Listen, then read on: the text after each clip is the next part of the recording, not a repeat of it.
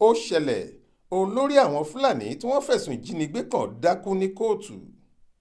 Lọ́jọ́ ajé Monday ọ̀sẹ̀ yìí ní sẹ́ríkì Fúlàní ìpínlẹ̀ Kwara Ado Usman Adamu àtàwọn méjì míì tí wọ́n fẹ̀sùn ìjínigbé kàn farahàn níwájú adájọ́ Adéníkè Akínpẹ̀lú ní ilé-ẹjọ́ gíga kan tó fìlú Ìlọrin ṣe bùjókòó lórí ẹ̀sùn ìjínigbé.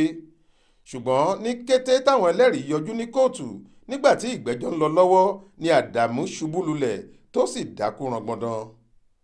Agbẹjọ́rò rẹ̀ Barrister Adébáyọ̀ Adélọ́dún tó jẹ́ amòfin àgbà rọ ilé-ẹjọ́ láti gba béèlì oníbàárà rẹ̀ torí ìlera rẹ̀ kí wọ́n sì fún un láàyè láti lọ gba ìtọ́jú nílé ìwòsàn jẹ́nẹ́rà tìlú Ìlọrin tí í ṣe olú-ìlú ìpínlẹ̀ náà. Adájọ́ Adéníkè gbà sí agbẹjọ́rò náà lẹ́nu, ó ní kí wọ́n máa gbé Àdàmú lọ sílé ìwòsàn jẹ́nẹ́rà fún ìtọ́jú, ó sì sún ìgbẹ́jọ́ sí ọjọ́ 9 oṣù kínní ọdún 2023.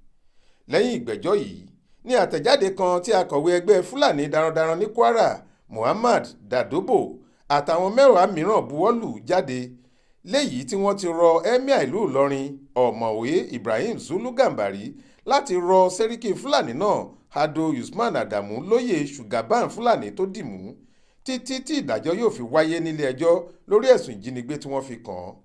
Wọ́n tún ní kí wọ́n rí i pé ìdájọ́ òdodo wáyé lórí ẹnikẹ́ni tí ajẹ́rè ìwà ìjínigbé náà bá ṣímọ́ lórí. Kí Emir yìí sì yan sẹ́ríkì Fúlàní míì gẹ́gẹ́ bí adelé. Tẹ́ ò bá gbàgbé, àìpẹ́ yìí ni wọ́n mú olórí àwọn Fúlàní Ìlọrin yìí. Wọ́n ló mọ̀ nípa àwọn ìjínigbé oríṣiríṣi tó ń ṣẹlẹ̀ ní Kwara.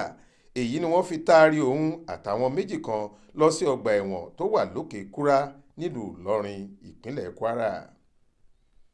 Ibrahim Alágúnmu ló ṣàkójọ ìròyìn yìí fún iléeṣẹ́ tẹlifíṣàn Aláròye online.